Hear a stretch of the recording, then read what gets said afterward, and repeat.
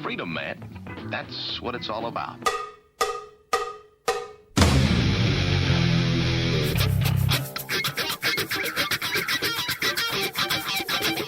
You've got to groove on freedom, like the good book says.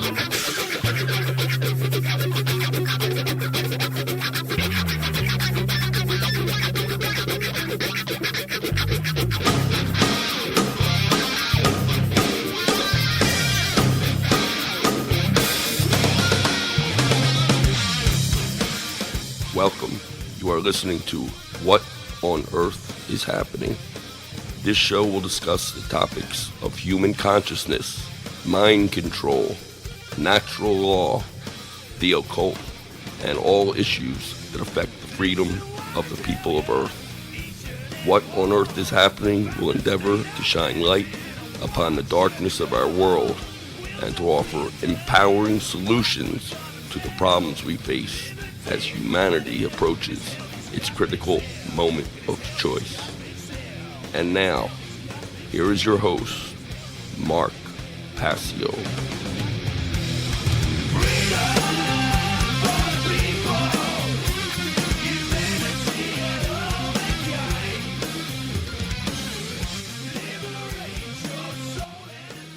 Freedom for all mankind. That is what this show is about. Welcome, everyone. You're listening to What on Earth is Happening right here on the Oracle Broadcasting Radio Network.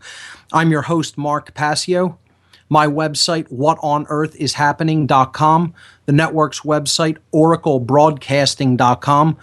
Today is Sunday, January 15th, 2012, and we have a great show lined up for you here today.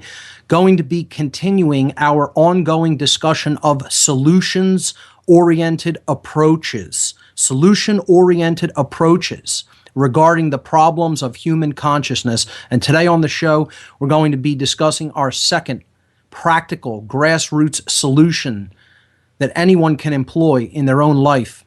Today, we will be talking about changing the quality of our attention, the mental food that we take into our mind, which is just as important, arguably more important even than the physical substances which we take into our body on a daily basis. We have to really monitor and know what it is that we are taking into ourselves through information and media.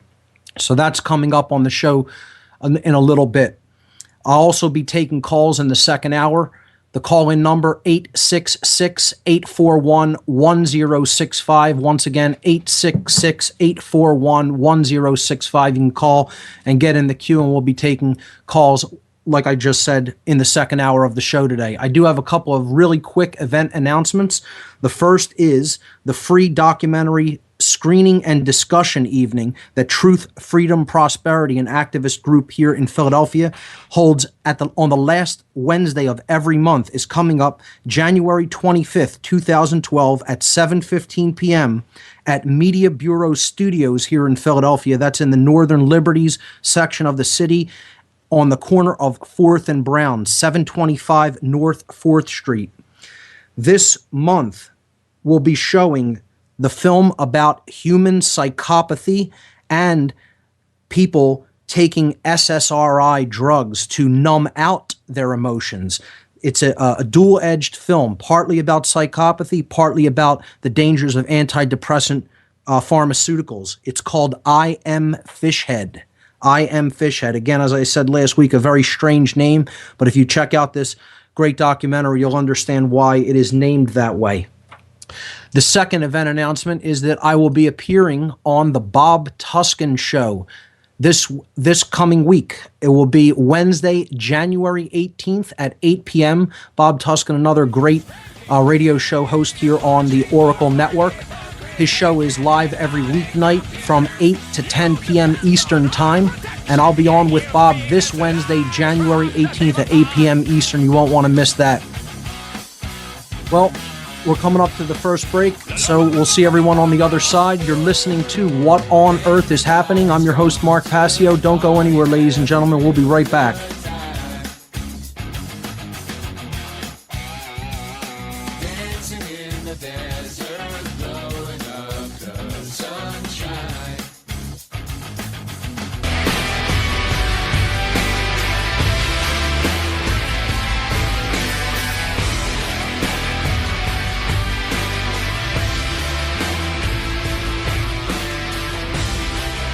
Welcome back, everyone. This is What on Earth is Happening. I'm your host, Mark Passio. My website, whatonearthishappening.com.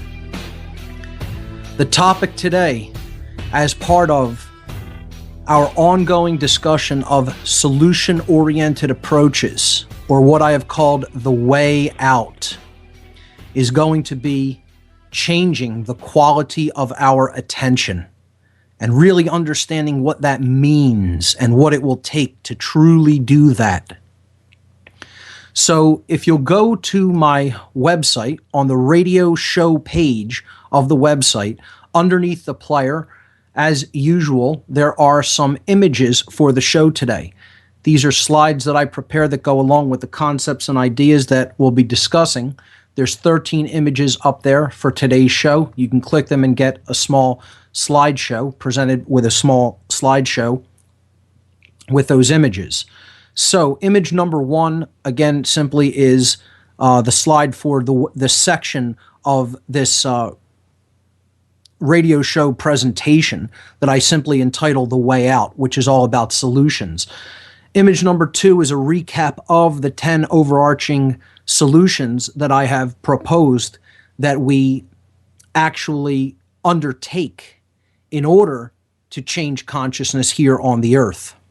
So we'll be talking about these one at a time, probably one or more shows dedicated to each one of these. I've done 3 shows on worldview healing, and today will be the first show on the change of our quality of attention.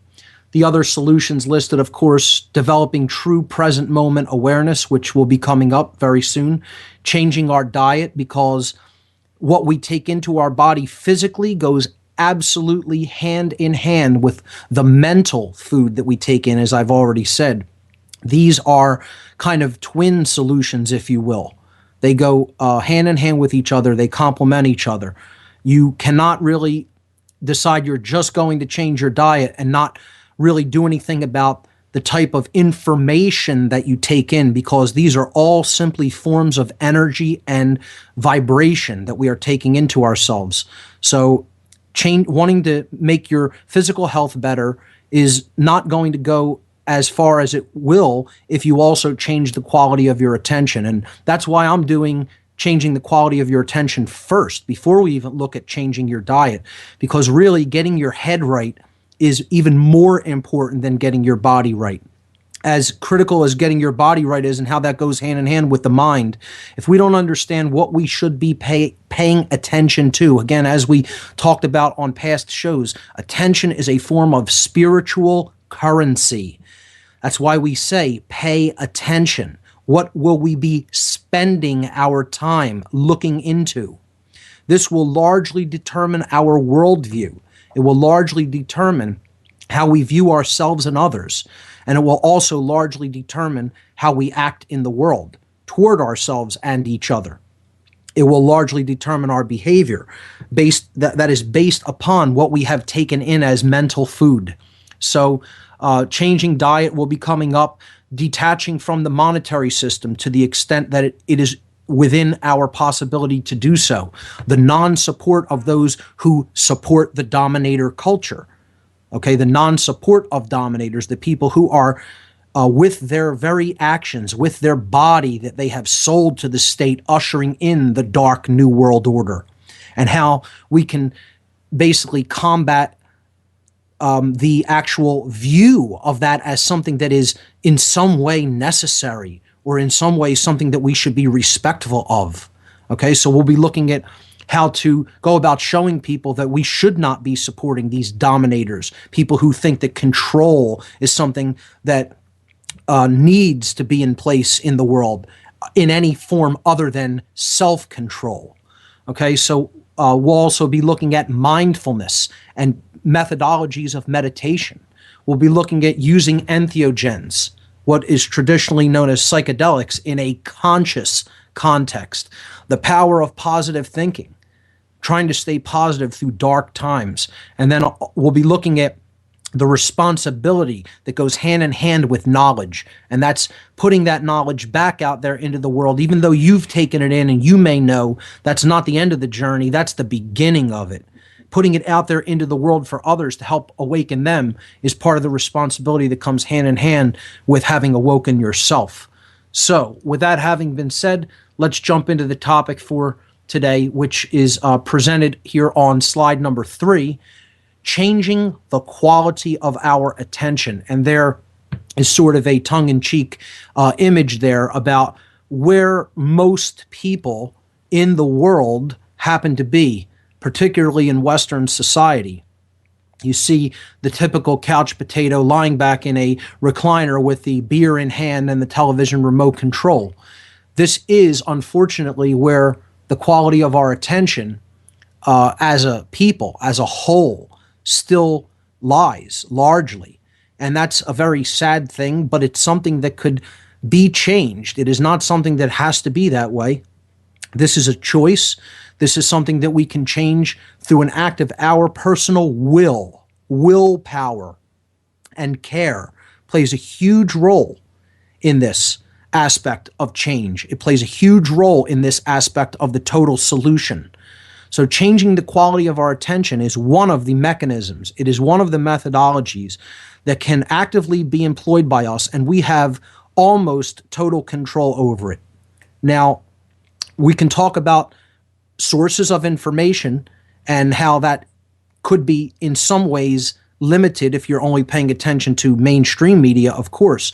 But if you broaden your horizons from that and you go into other forms of media, there is so much information out there from such an eclectic variety of sources that it is almost entirely within your control what and who you pay attention to. And before we go any further with that, let me just tell you that one of the very first things that is talked about in the occult when you are initiated into a specific occult tradition or school, one of the very first things that they will get into is, where does the information you are going to be paying attention to come from? Who do you listen to? Is one of the first things talked about and discussed. Okay? They know this. They know that the quality of your attention has everything to do with how you're going to behave, what you're actually going to do in life. And this is both light and dark schools of occultism. It is not limited to just a particular school of the occult or a particular mystery school branch. Okay? This is all forms of occultism. Even in the dark occult, it is one of the things that was talked about and discussed primarily, is where is the information you're going to be paying attention to coming from? What is the overall picture that you're going to get as a result of taking that information into yourself as part of your mental diet? Okay, so that's number one. Who do you pay attention to? We'll be talking about some of the poison information stream, as I like to call it, versus getting onto a healthy, pure stream of information. Okay? That's coming up. We'll be right back after these messages, folks. Don't go anywhere. Gotta keep my cool, make them think I'm made of stone.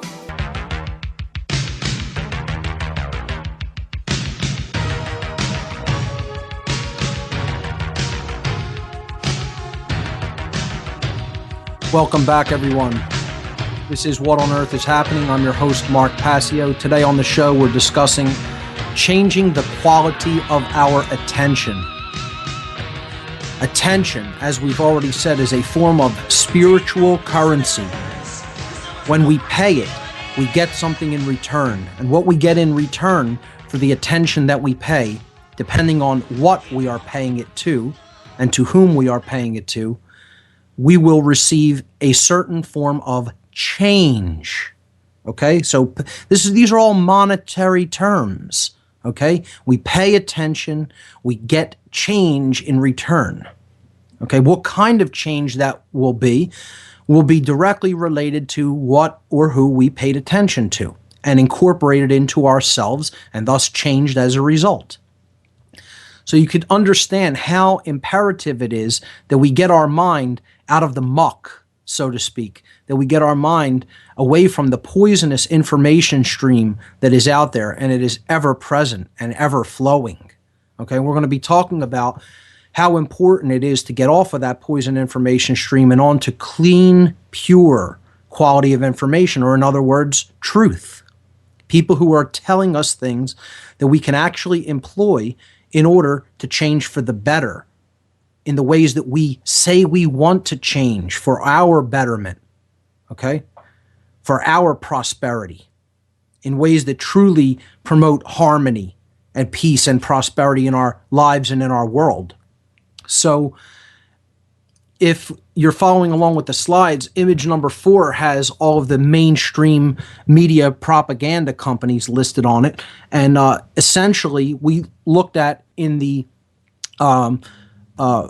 control over mass media section many weeks ago, months back even, we saw that these media corporations have basically been completely owned by only a handful of companies for the past 50 or more years.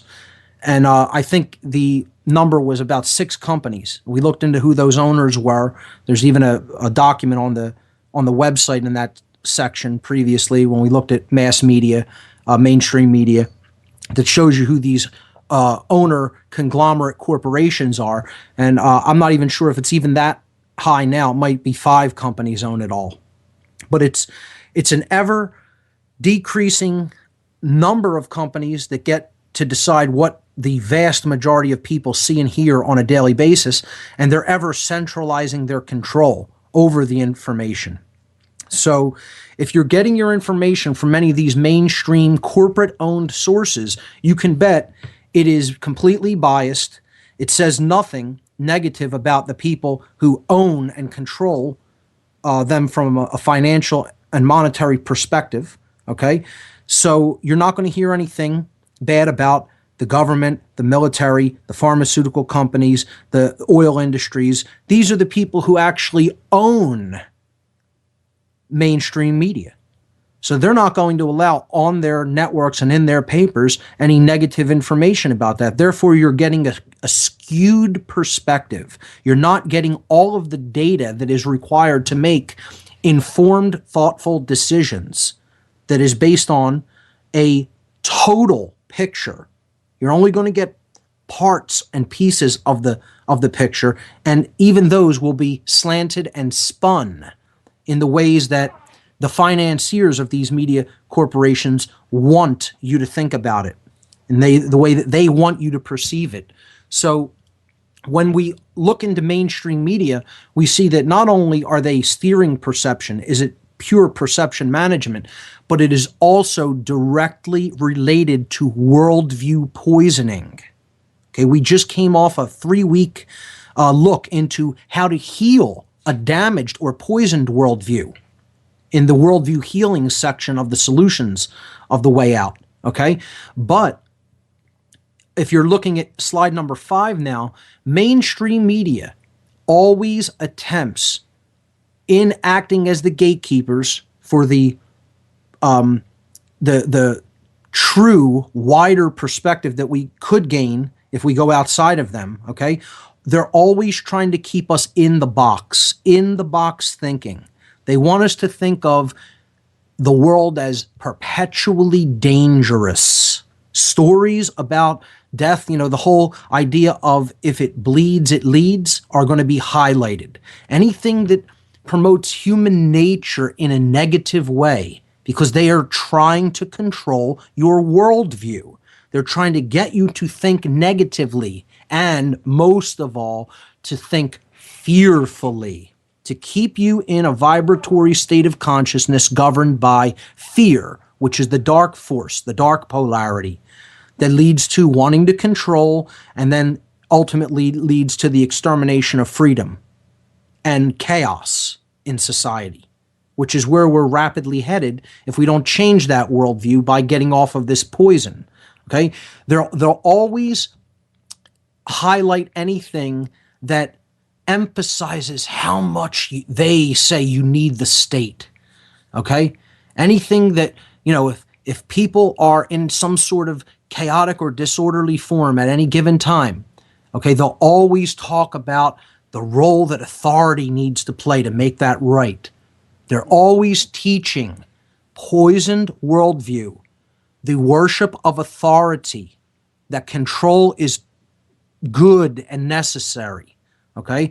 And this is all ultimately about one overarching way of seeing the world, and that is in a state of separation. That's the main thing to keep in mind when it comes to the mainstream media. They are trying to focus on keeping your worldview in a state of poisoned aspects of looking at ourselves and others. But most of all, they're trying to keep people in a state of separation, constantly battling against each other. Because in that way, they act as a sort of a steering committee. They act as sort of a sheepdog for the globalist controllers, the occult elite, okay, who are trying to control people. They know that unless they constantly spout fear-based propaganda at them, okay, their worldview would change for the better. So they have to keep people on this poisonous way of looking at the world, okay, in a state of separation. That's the main thing to keep in mind. And if you do that and you stay in that level of fear, you're always going to be easier for a manipulator to manipulate and control, because that state of consciousness makes someone conducive to manipulation. It makes someone conducive to control through fear. All right? So image number 5 shows that the media is always going to highlight crime stories. If it bleeds, it leads journalism.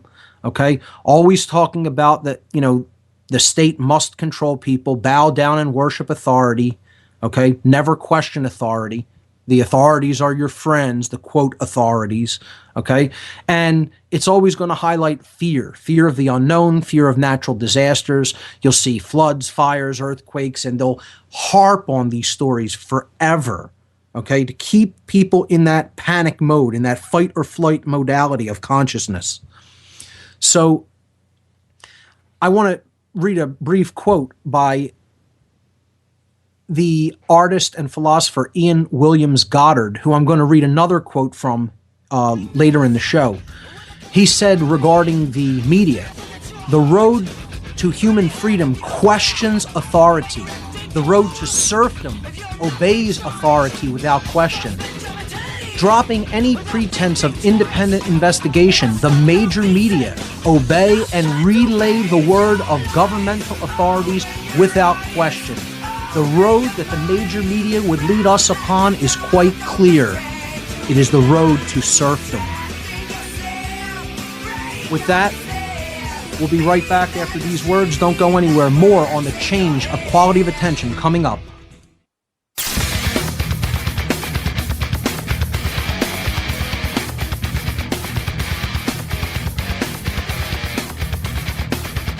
Welcome back, everyone.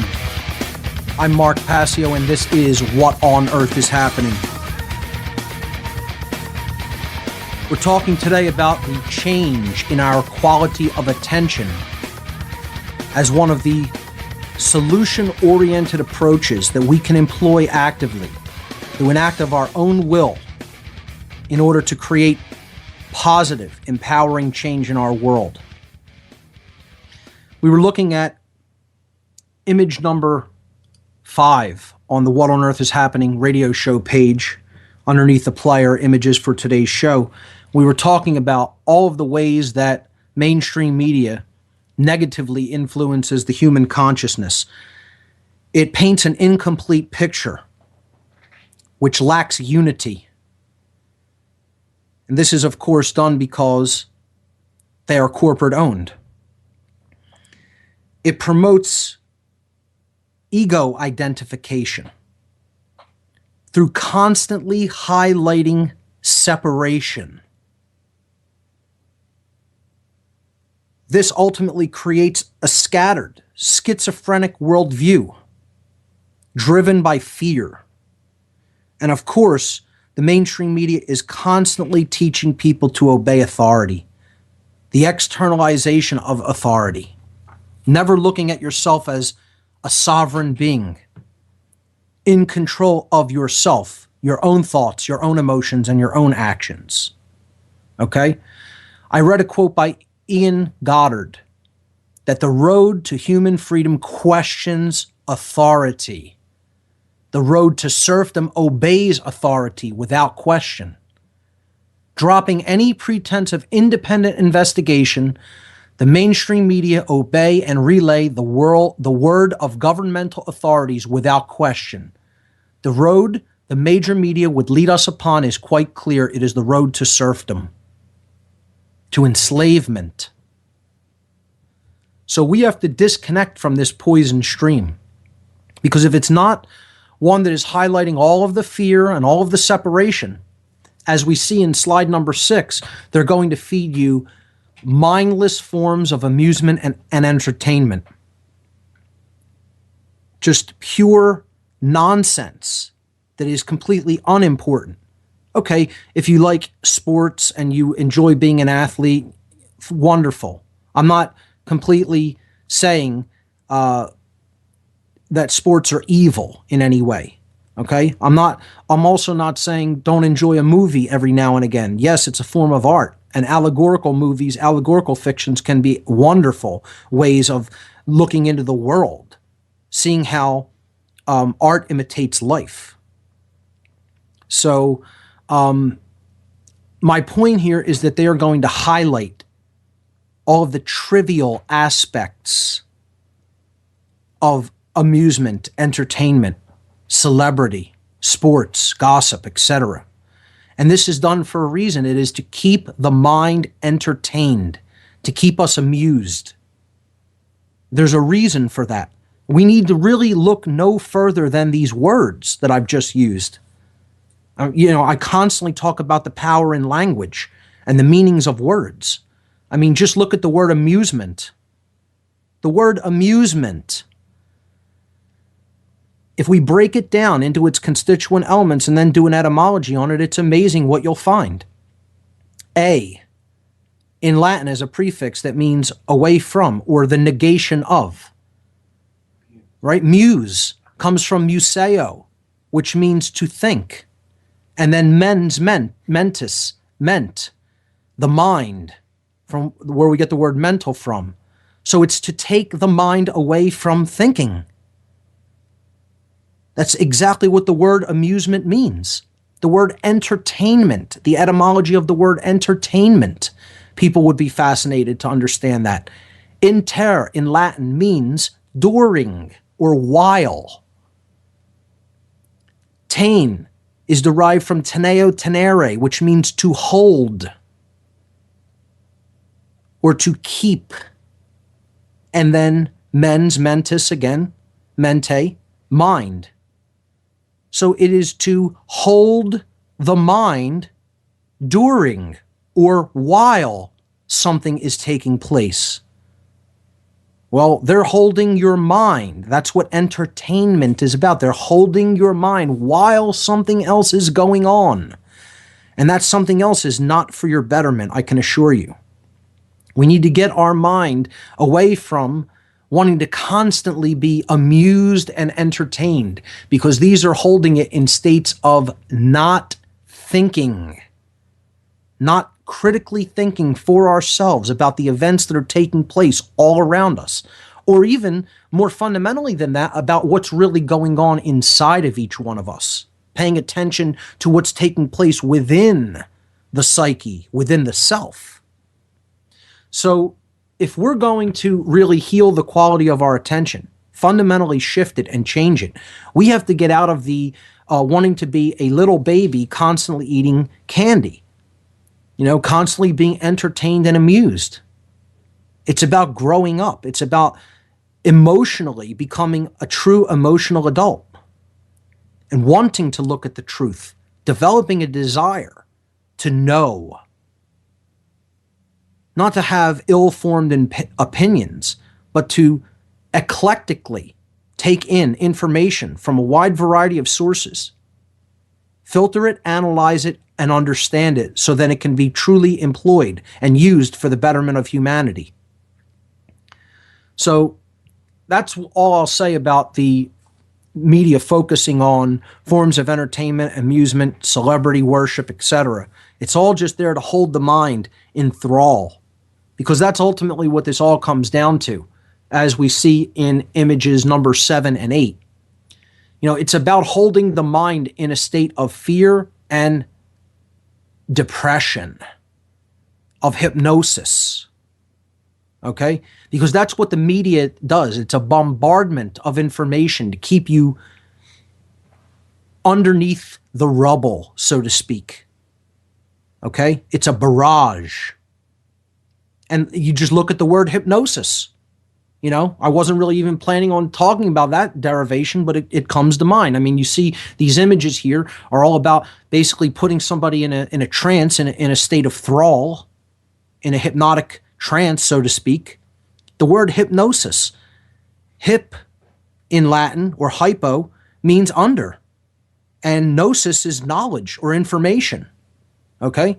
So it's burying somebody under information. Now, that could be positive or negative. Hypnosis is not just something that's negative.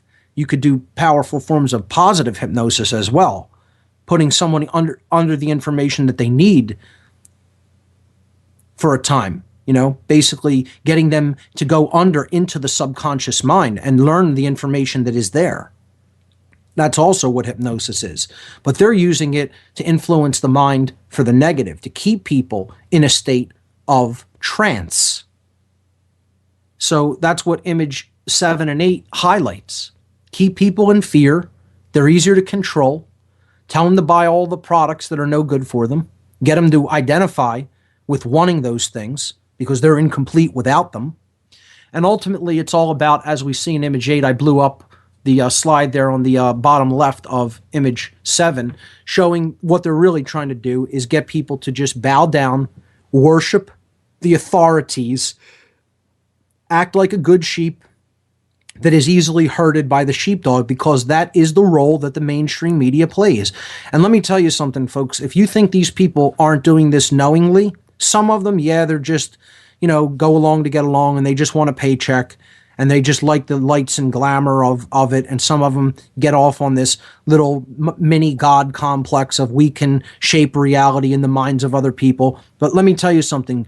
A lot of these people actively know what's going on. They want the perpetuation of all of these wars because somehow they're connected to that money. They want a perpetuation of control because they worship the state. It's their God. Authority is their religion. And of course, money is their ultimate religion. And they're doing it in full knowledge of what they're doing. Licking their master's hand and getting other people to blindly accept what they know to be utter nonsense and bunk. But they'll do it anyway because that's their meal ticket, that's their gravy train. They've gotten used to living a certain lifestyle, and some part of them gets off on it. They love that they're acting as a form of a controller themselves. And as long as they can get that little petty power trip, that's the only thing they derive any pleasure or enjoyment from in their lives, because ultimately, the people who work as part of these major institutions known as the media, as we talked about on the show last time, have no true self-respect and they have no true self-love. Ultimately, they hate themselves. And that's the hard truth that they don't want to accept. They look into the mirror and they see something they don't like ultimately. That's the only reason anyone would continue to help the mind controllers of this world and do their bidding. We'll be right back, folks. Don't go anywhere. The Oracle.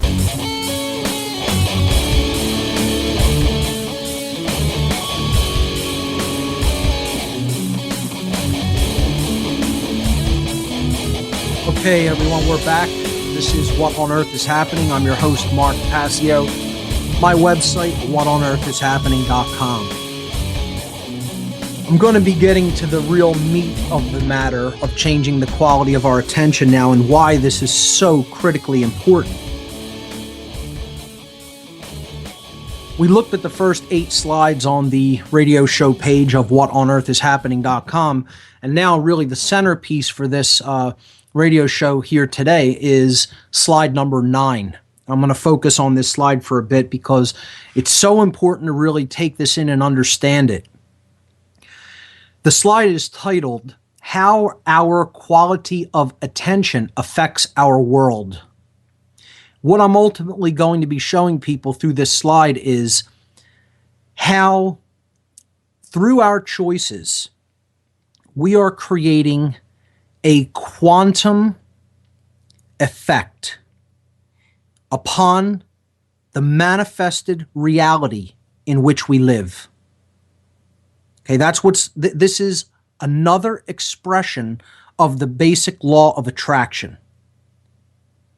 That how we think, and then ultimately what we do, is going to manifest the experience that we must collectively share at a macrocosmic level.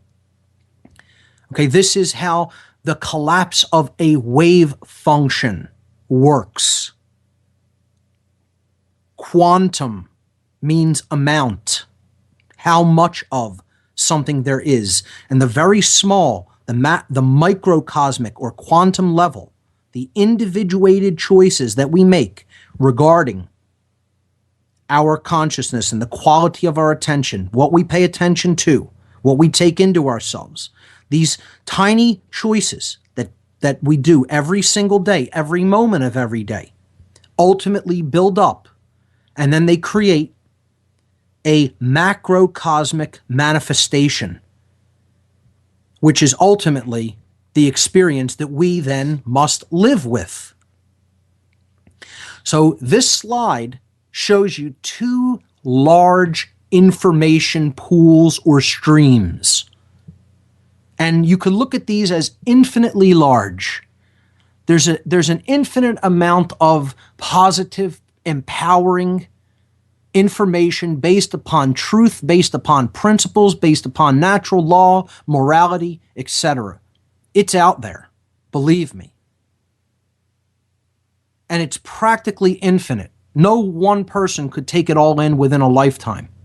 You could get bits of that picture, you could take in a good amount of it, but you're not going to drink it all in. It would take thousands of lifetimes, millions probably. Okay? The same could be said for the negative. It's just as infinite. It's just as deep. It's just as widespread. And believe me, we all know that that's out there. Every day, it never rests. It's bombarding us constantly to try to hold our worldview back, to try to keep us in the box, to try to keep us in slave think. Okay, to try to keep us identified with ego, in a state of separation and ego identification. So I call these 2 streams, these 2 pools of information, these information reservoirs. The positive is the pure information stream. That's where we can go to get truth. That's where we can go to assemble bits and pieces of the puzzle that is life, that has the puzzle that life has become on our planet. Life doesn't have to be a puzzle, but it certainly has become that way here. Okay? So we can go to that pure information stream and drink from it and take into ourselves information and principles that can do no harm when we put them back out into the world. That's what that stream represents. Conversely, on the opposite side of the image, you see the poisoned information stream, the one that promotes this dark, negative, poisonous worldview based in separation and ego and authority and scarcity and fear. You name it, anything negative. Ultimately, if we continue to drink from that muddied, poisonous water, we're going to become sick. We're going to develop a poisoned worldview ourselves. We're taking that information into ourselves. And all information is, as I've said many, many times, is energy. We're made of energy. We're made of information. Everything is made of information. Everything is made of energy. So ultimately, it's not too difficult to realize that we're all open in some form or another. We have valves that open us up because the body is a receiver transmitter of information. Specifically, the brain and the heart really are receiver transmitters of information. We're always open to both of these streams. We don't have to be open to one or the other. We can close one or the other down, but it's all of that information is ultimately available to us if we want it. Okay, it's like a radio, right? Or a television. All of the radio frequencies that are available in a certain area are always around us. It's not like, for example, in Philadelphia, a radio station here is 93.3 FM. Okay? That radio station, the waves that carry the information of that radio frequency are in this room where I'm at right now. Okay? I would need a receiver called a radio and tune it to the dial at that frequency in order to pick up that incoming information, but it's always here. So you have to be attenuated or attuned to the frequency that certain information is being broadcast to you on in order to receive it, to pick it up, and to ultimately carry it. Okay, to move that information to other people. This is what receptivity is all about. In certain occult schools, they may call this teachability index or receptivity index. How open are you to certain information? And believe me, ladies and gentlemen, there are a lot of people out there who are hardly at all receptive to the message of truth. They're trapped in their head, not wanting to admit that they've been duped or lied to by people that they consider authorities, by people that they consider experts, by people that they consider out for their interests, by people who they've traditionally considered that they rely upon them. They rely that they're being told the truth by them. It's a very, very, very naive and childish outlook of the world. It's the worldview really of someone who hasn't emotionally grown up because they don't want to accept that the information stream that is called the mainstream media has been poisoned, that it has been overtaken, that it has been bought and sold. They don't want to admit that dark truth. See, another part of people not wanting to be receptive comes from this idea that the people who are trying to tell them things that are currently taking place that may happen to be unpleasant, okay, they look at that as negative. The whole, I don't want to hear anything negative or focus on anything that's going on that may be uncomfortable or negative because that's going to bring more negativity. No, it's not, ladies and gentlemen. That's not how it works. If you think that's how the law of attraction works, you yourself have been duped by charlatans. Awareness is never negative. Now, if you're going to sit there and dwell on the fact that the world currently does happen to be in this condition, in this horrific condition, all day long, 24 hours a day, and never do anything about it, then it'll become negative, yeah. We're not talking about dwelling in it and writhing in the negativity. We're talking about admitting it, meaning, yes, taking it in, admission. Okay? That's what it's all about. Admission means you enter, you go in. Okay?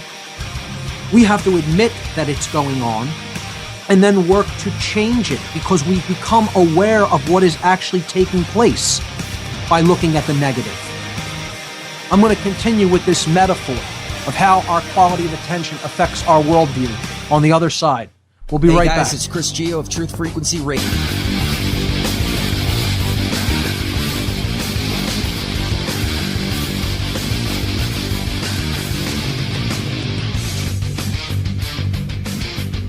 All right, everyone, we're back on What on Earth is Happening. I'm your host, Mark Passio. My website, whatonearthishappening.com. Talking today about the change in the quality of our attention and what that can do for the world as a whole. We were on slide number 9. I'm going to set that aside just for now. This is a short segment, so we have a couple of callers on the line. Let's try to take a call right now, and then I'll get back into that slide and break it down some more in the next segment. So here we go. Caller from the 214 area code. You're live on What on Earth is Happening. What do you have for us today? Hello, caller. Are you there? Going once. Going twice. Okay. Looks like they got disconnected or decided not to go through with it. So here's another caller. Here we go. Caller. Hello? You're live on What on Earth is Happening. Hello, can you hear me? Yes, I can. Hi, it's Alex from Serbia. Hey, how are you? Oh, I'm good. I'm very good, I can say, luckily. How are you? Doing well. Yeah, I'm listening to your show very, very often, and on the archives, good stuff, some real good information that you're bringing. And in all of this show, you have so many information, you just have to see for yourself what you can feel, what you can see that's working for you, It's so many information people think that some other people are, COINTELPRO, whatever, because they have some information that you don't agree with. Right. I don't agree with a lot of information, even what you say, but it doesn't matter. We all have to figure it out, what's real and what's not real, That's right. But there is one special thing that I don't get, in all of these things. Everybody's saying how we have to find some oneness or whatever. We have to come with each other and feel this earth and cooperate with earth, not destroy it. But I'm a vegetarian I'm 32 years old, but I'm a vegetarian for 25 years. Yes. In my life. And when I think in my life, the one thing we all want, we have to mention the term evolve. We have to evolve, all of us. People don't mention that so much, but we cannot evolve as long as we eat animals. Because eating animals is not only thing of eating hormones, antibiotics, and all other crap that they're putting in these animals, but there's the spiritual level where we eat their souls, we eat their pain, we eat their aggression, we eat everything what they let loose when we kill them for what? For later shit them out of our asses. I'm sorry if I'm That's okay. Saying, and people don't mention that. I really, when I talk to the people, the animal lovers, I call them hypocrites. And I tell them I don't like animals. Then they look at me in my eyes. They say, "Oh, you don't love animals?" I say, "Yeah, I hate animals." I say, when I see a dog or a cat, I give them a kick in their asses. I say, "Oh, no, but it's not good." Say, "Yeah, but you love animals. You have 10 cats and 10 dogs, and a chicken on your plate." Right. You get me? Sir, I'm in total agreement with you. As a matter of fact, I know that'll be hard for a lot of people to hear. But I think what you're saying is actually very accurate. It's the truth. I feel that what we do to another living being, to any other living species, will ultimately be done to us in turn. I think it's part of the suffering we've inflicted upon the animal kingdom is why we're in the situation we're in. I appreciate the call, sir. Thanks so much. I hear the music. That Could point. I say? Yeah, I'll bring you Could back I up on the stay? other I hear the side. music. Stay with us. I'll bring you back I up. wait. Okay, thanks. We'll be right back. Yeah.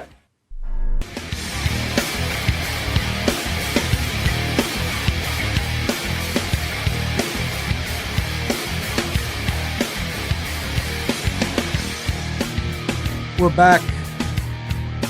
This is What on Earth is Happening.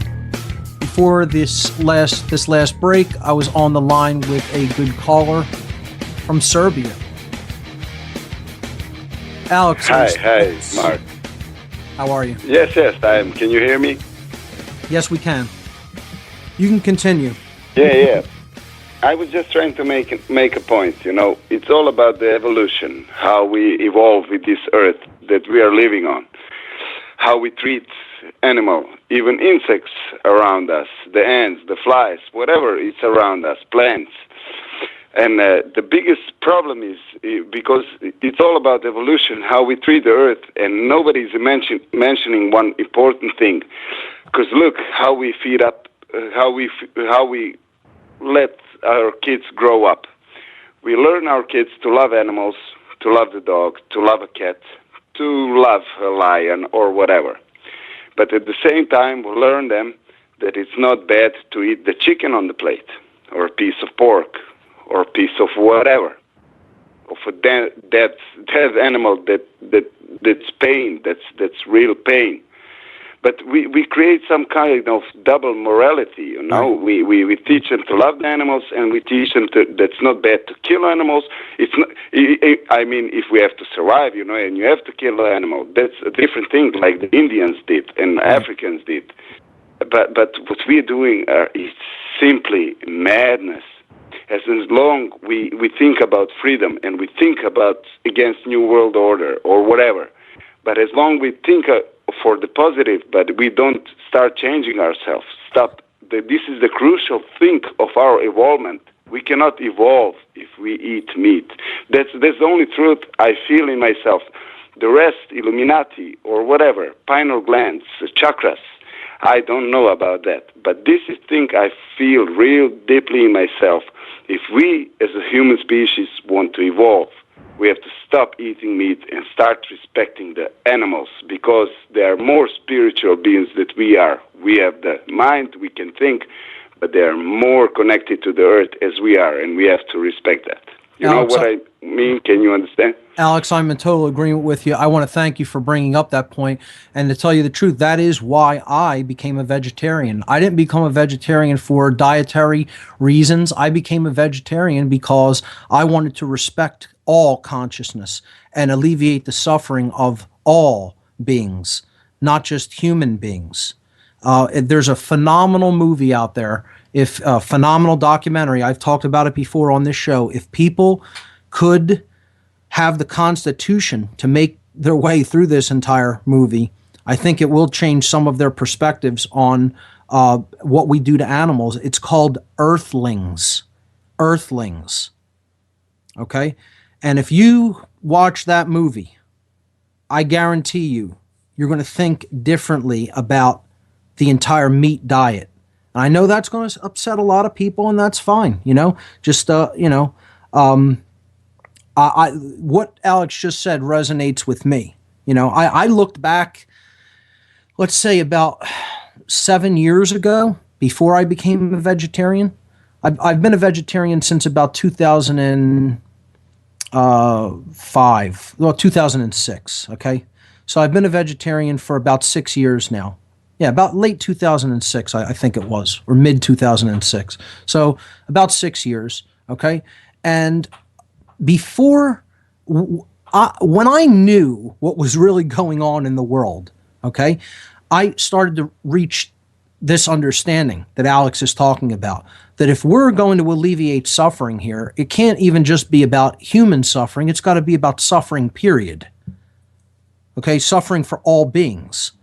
So I was sitting there thinking about what I knew, I happened to know at the time, and sitting there thinking, how am I in any kind of unity consciousness when I'm eating meat, knowing that I'm contributing to the suffering of other beings, wanting to be free? And I said to myself, eventually, If I want to evolve past this state where I'm at and go to a higher realm of understanding and knowledge and go to a higher realm of being able to really truly alleviate suffering and solve these kinds of problems, I knew in my being that I would have had to become a vegetarian. I was going to have to at least stop eating meat. Okay?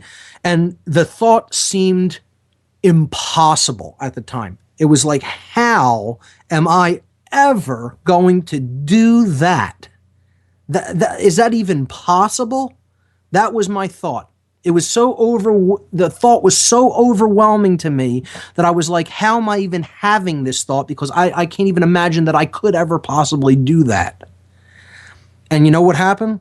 Once that seed of desire was planted, and I knew why I wanted to do that. Okay. And again, I wasn't planning on talking about this. It just happens that, we go with the flow. The caller called in. That's what he wanted to talk about. No taboo topics. And again, as I've said, this topic will probably make some people offended or upset, but whatever. I'm going to speak the truth as I understand it. After I planted that seed of desire in myself to want to do that, when I started, I said, I'm just going to start weaning off of meat. I'll start with red meat, then move my way to white meat, etc. And I'll wean off of it. Well, during that weaning process, it seemed like it was so easy. I just said, well, I'm going to just try not eating it and just doing it, and just, being a vegetarian and just not eating meat at all. And I just stopped suddenly one day after beginning this slow wean, and I never looked back. And I've never eaten meat since that day. So it was so easy. The process became so easy in the physical body because I had already mentally and psychologically planted that seed of desire, that I knew why I wanted to do that. I knew that there was a deep-seated spiritual reality, a deep-seated spiritual underlying reason why that desire was present. And that's what made it so easy for me. Now, maybe other people might struggle with it and would have to apply a greater amount of willpower to do that. But to me, it was one of the easiest things that I've done. Stopping eating high volumes of sugar was much more difficult for me to conquer than making the shift from being an omnivore to a vegetarian ever was.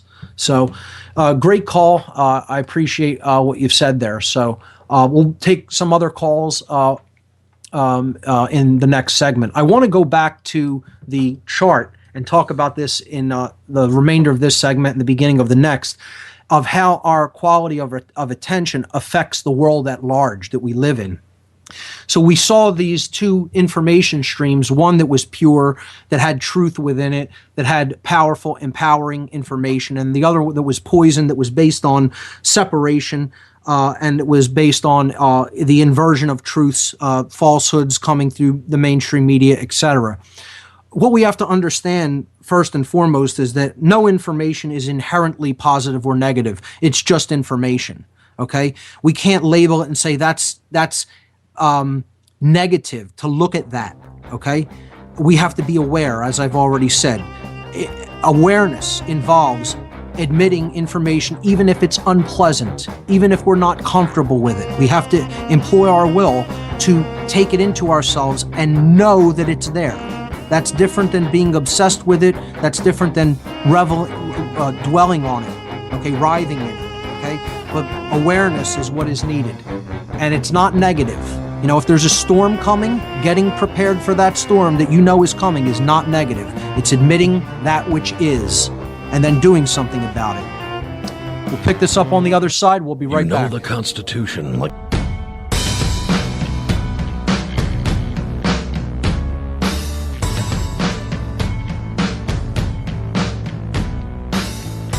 Welcome back, everyone. You're listening to What on Earth is Happening here on Oracle Broadcasting. I'm your host, Mark Passio. My website, whatonearthishappening.com.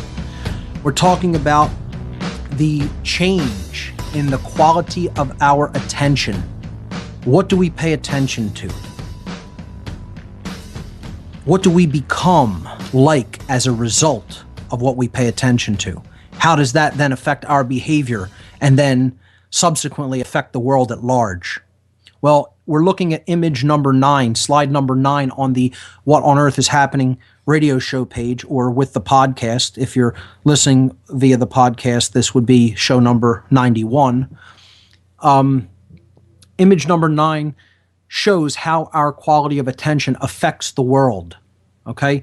These two reservoirs of information, the pure, untainted information stream, and then the poisoned information stream that we get from the mainstream media and other negative sources. And when I say negative, I don't mean what we've already talked about as negative information, as something that's unpleasant. I'm talking about people who are deliberately promoting a worldview of separation, deliberately teaching falsehoods to people as truths. Okay? So we're all, like in this image, these buckets of water. Okay, these containers, these vessels for information. The flow of information is coming into us as receivers for that information. Vessels, containers that we become full with that information, and then we outlet that information to the world based on what we have taken in.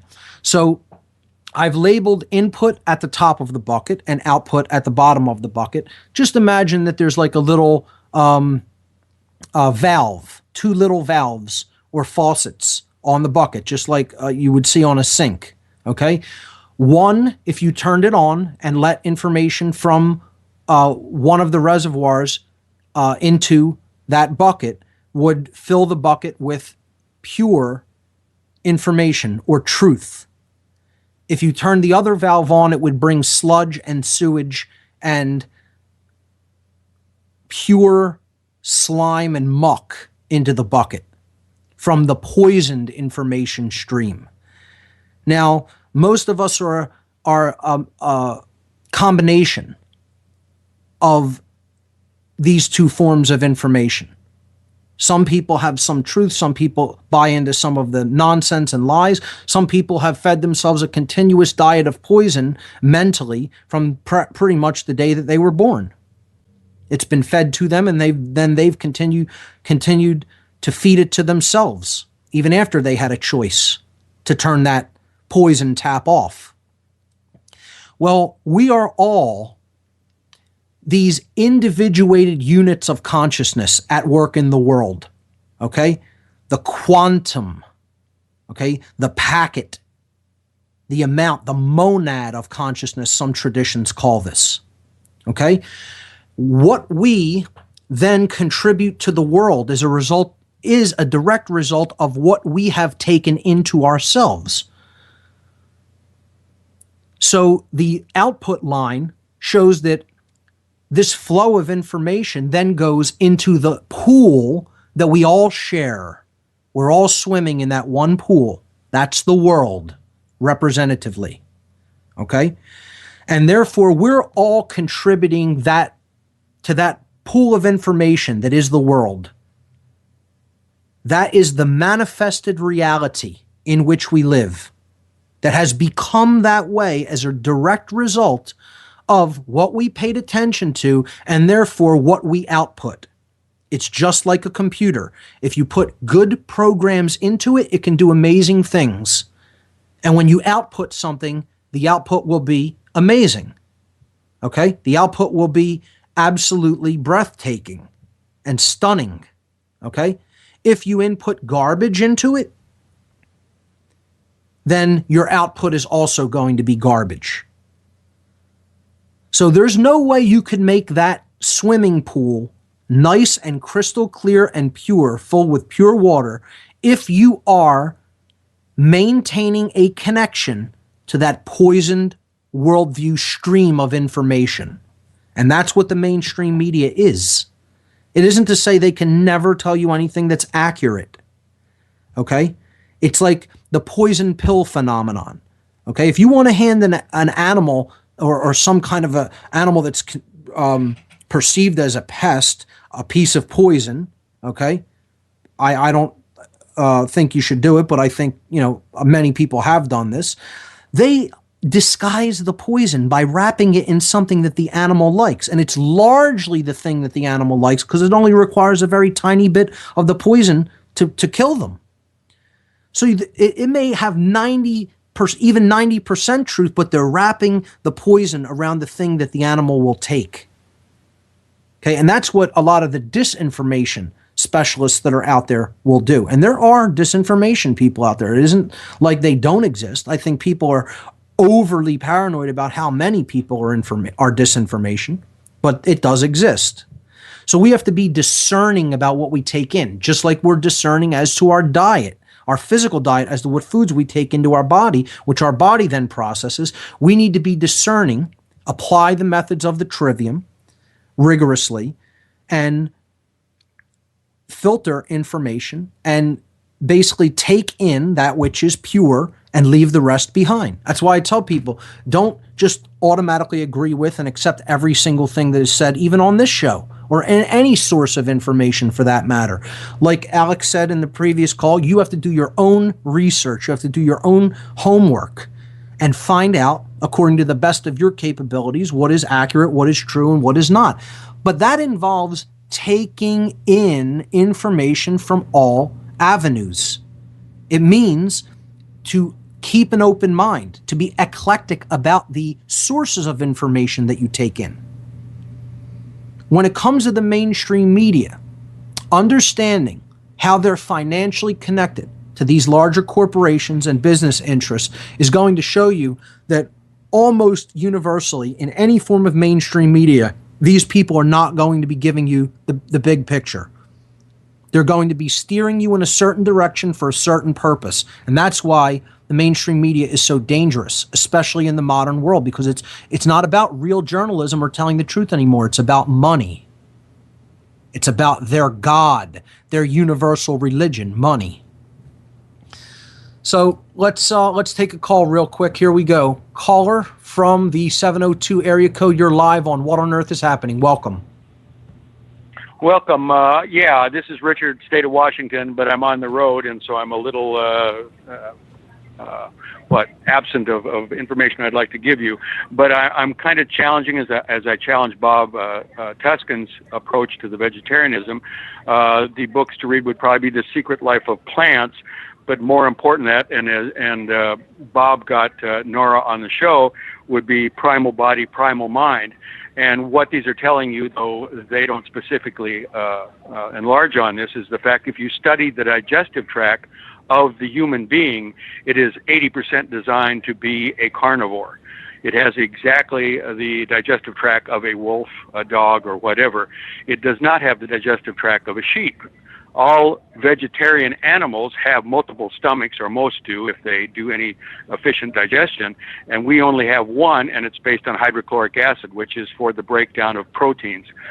So if you actually go with the biochemistry and you keep what I call the trivium versus the trivium, I think it's a tri perspective, if you keep that intact, then you have to go with what the biochemistry of the body tells you, and the only way you can do well for your body is to give it the right nutrients, and you get those by using the parasympathetic digestive tract to get proteins and fats to rebuild the body in the appropriate way. Very interesting, an alternative perspective there, and I respect your perspective. So I guess we would say that we would agree to disagree. I will look into vegetarianism on the show on food that's coming up. The Home.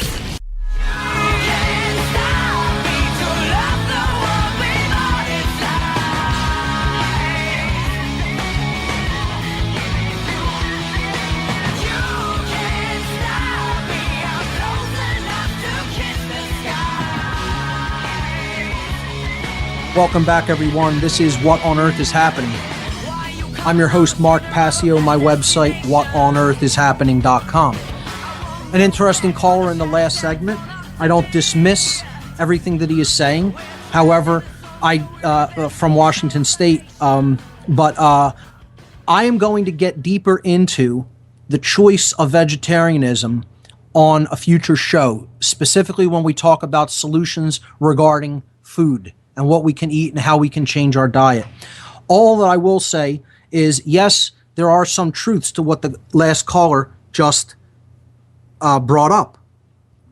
However, I still think that it is a choice to move away from the former animal ways in which the body had been built, okay, toward something that is a higher level in consciousness that will help to evolve the body and mind, possibly to make it not require dense food such as meat for any kind of nutrient density. I think there are alternatives to this now, and I think we can even refine that to a point where we would amaze ourselves. We would actually completely surprise and even shock ourselves as to what is possible regarding food intake. But I'm going to leave that for another show, and I'm going to give my perspective and my take on where we need to go with food in those upcoming shows when we talk about changing diet.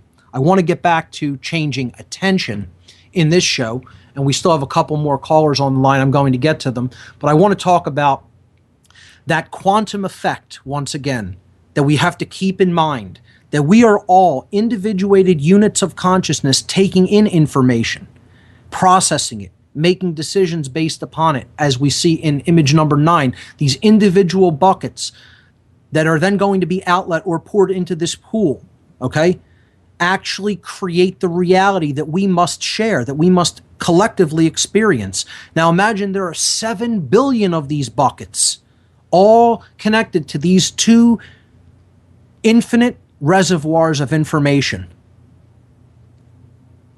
What we are choosing to take into ourselves, we are then outputting into the waters of the world, so to speak, into the giant pool in which we all live and dwell, and that is determining how healthy that environment is. That's why it's so important to make sure we are on a clean information intake, a clean mental diet. On information, we need to be taking in information that is promoting worldview healing and breaking down this idea of separation, moving toward unity consciousness, moving toward true self-respect, moving toward personal responsibility, moving toward an understanding of natural law and sovereignty, and the alleviation of suffering for all beings based upon the knowledge that as one suffers, all suffer.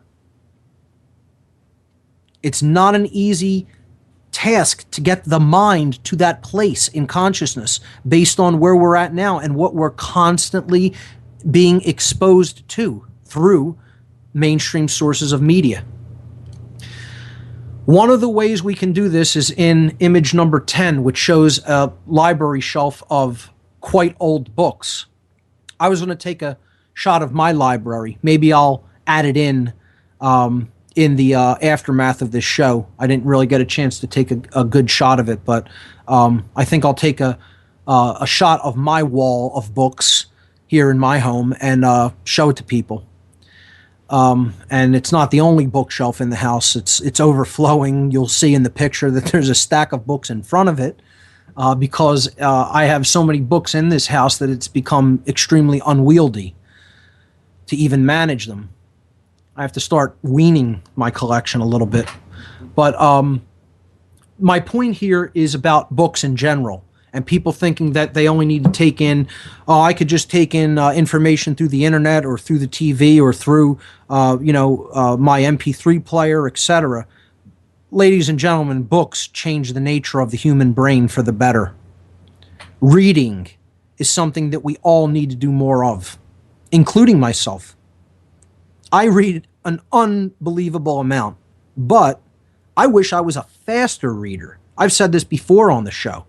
I want to improve the speed at which I can read books so I can power through even more of them. I'm not happy with my reading speed. So there's always even room for improvement, but the point is developing the desire and willpower to read books at all. Most people in our society want instant gratification. And that's why books have such a downplayed role in our society. Hopefully that's coming back up with the advent of digital books and digital book readers. I don't have a problem with reading books digitally. It's the same printed information. As long as you're going to take it into yourself through reading it, go for it. The Kindle, the iPad, the Android tablets, whatever you want to use. Just read. Read books, not just pamphlets or articles or essays. I'm talking about books that elaborate, that go into detailed breakdowns and explanations. It improves the mind. Okay, and then you got to choose the right books too. I mean, you got to choose books that do promote the idea of unity and sovereignty, etc. But you also need to read books about the problems. You also need to read books about the alternative viewpoints out there. I mean, read books about the enemy's mindset. Read books written by some of these twisted psychopathic individuals. You'll get into their head a little bit. You'll learn about how they think about the world. That's also important. You can't just read things that you agree with.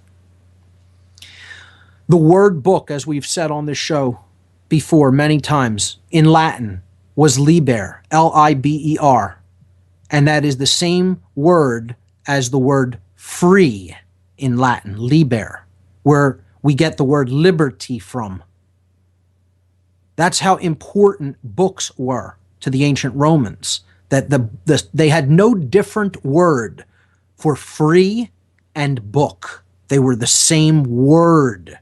That's how completely unable to be separated the concepts of reading and freedom were in the ancient world. So understanding even the etymology of the word liberty helps us to understand how important knowledge and information and reading are to any society that wants to be free. The next thing I'll say on this, and then we'll take calls in the last segment, is the internet.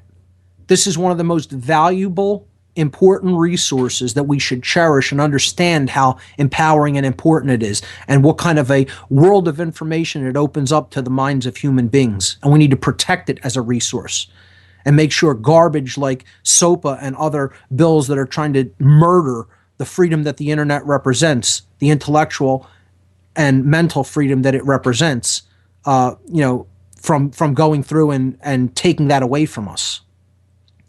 So people should cherish the internet as a resource, as a library, a living library of information that is constantly being added to and expanded upon. Yes, there's a lot of junk out there on the internet.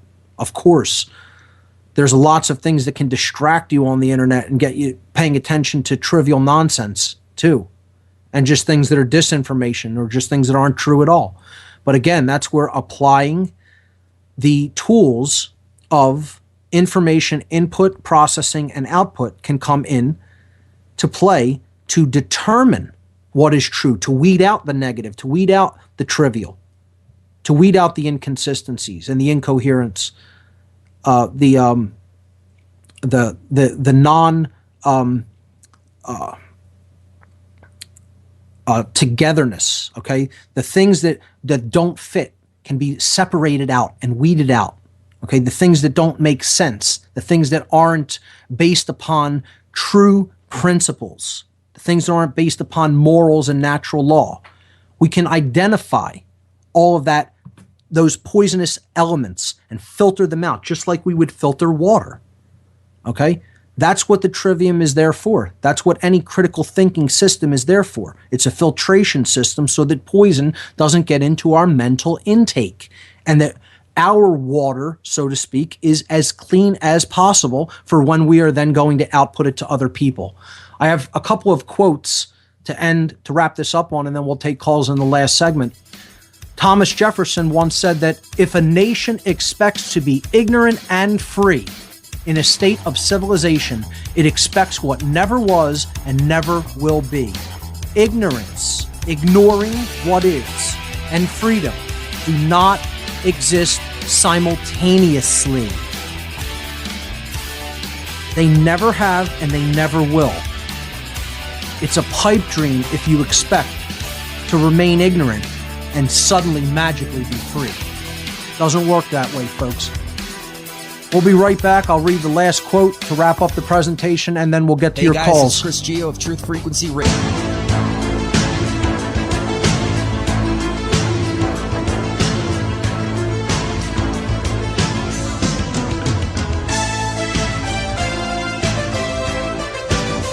Welcome back, one and all. This is What on Earth is Happening. This is the final segment for this edition today, talking about the change in the quality of our attention. Cover a lot of ground here today. I read a quote by Thomas Jefferson right before the last break. I want to wrap things up with a quote from someone I've already quoted earlier today. Here's a second quote from him. This is Ian Williams Goddard, artist and philosopher of the modern day. And he said that a society whose citizens refuse to see and investigate the facts, who refuse to believe that their government and their media will routinely lie to them and fabricate a reality contrary to verifiable facts, is a society that chooses and deserves the police state dictatorship it is going to get. And there are many who would feel that those words are harsh and that, you know, there is a certain amount of vitriol contained in them. And while I would agree with that, I would also wholeheartedly concur with Ian Goddard on this point. Moving into a state of slavery as a whole is ultimately our choice, because there's not enough people who want this slavery to come in to physically control us. They are manipulating and controlling us based on the quality of the attention that we pay or do not pay to the truth about what's really going on. And that, ladies and gentlemen, is a choice. We have a choice whether to pay attention to them, to these manipulators, to these mind controllers, okay, to these psychopaths who worship greed and money and power, illusory worldly power. Or we have a choice whether we're going to change the quality of our attention. And as I said at the very outset of the show, this is still largely within our own control and can be affected by an act of our own will to disconnect from the poison stream and get on to the stream of purity and truth. So with that having been said, let's go to a few calls to take us out. Mike in Salt Lake City, you're live on What on Earth is Happening. Welcome.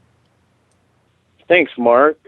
I really like your idea of taking different information streams and winnowing them. On your food special that's coming up, I would like you to read a little bit. I bought some of his books. A man named Joel Salatin. He owns a farm called Polyface Farms. Now his, could you spell his name? In short, Salatin. Okay. Now, what he points out is that for 200,000 years, humans have used animal products and, in fact, have managed the great herds, the bison and the elk and the deer and the ibex everywhere. And so the type O blood type, which is the ancient blood type, really needs high-quality protein in order to work. The type A can handle some heavier grains. The type B does really well on vegetarians, and the type AB has some particular requirements. And these are evolutionary requirements that came about because various populations lived in areas where there was various food sources. So your Serbian friend is correct in that we need to evolve, but it takes a long time. And I could concur with that. I would also like to just interject. I'm type O positive, and I'm a vegetarian who doesn't struggle or wrestle with that at all. And I consider myself. Do you use ovolactin? Do you use eggs or any of that? I do. Milk? That's good. That's good. That's high quality protein. I don't use dairy milk. I don't use dairy milk. I will occasionally use it. I'll drink almond milk. Okay. I make my own almond milk from raw almonds.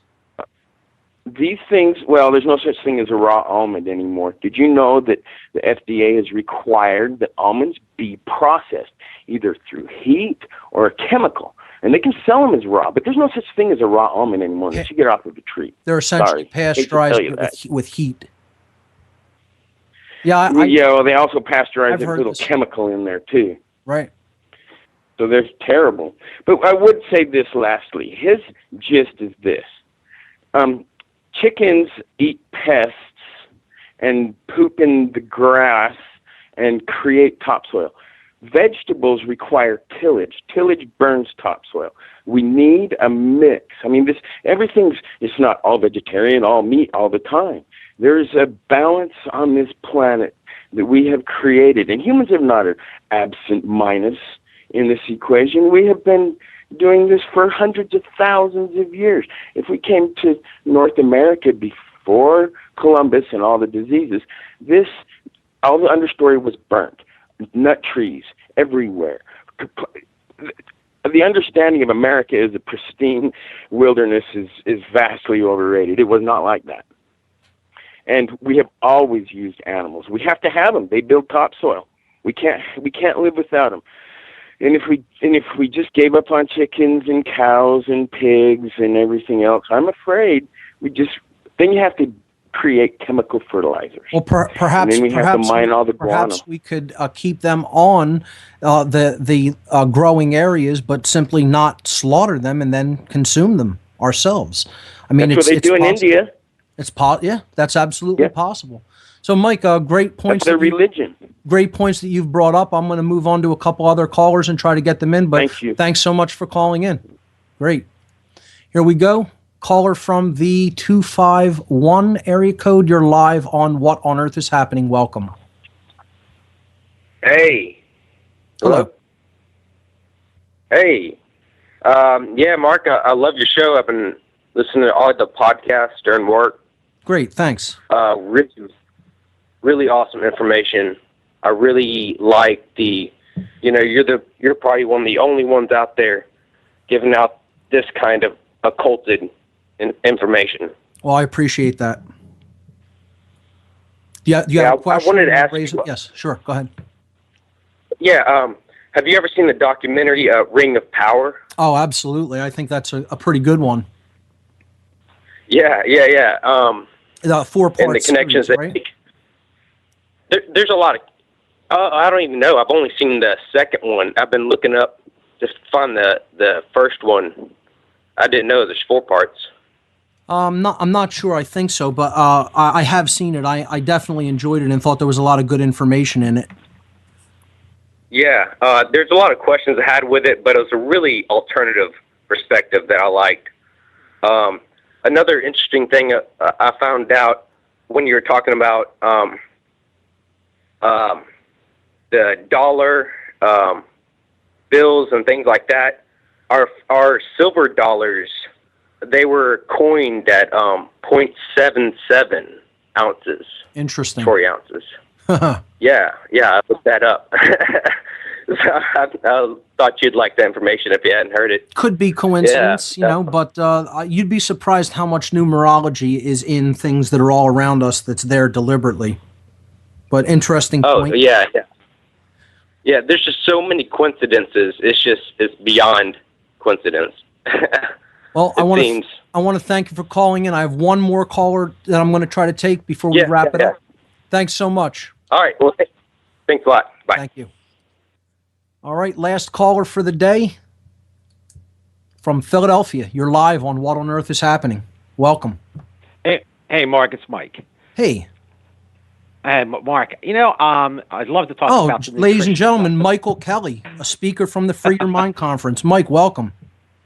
Hey, thanks, Mark. You take us out. Great show, by the way. I have one question. I'd love to talk about the nutrition, but that would take hours. Sure.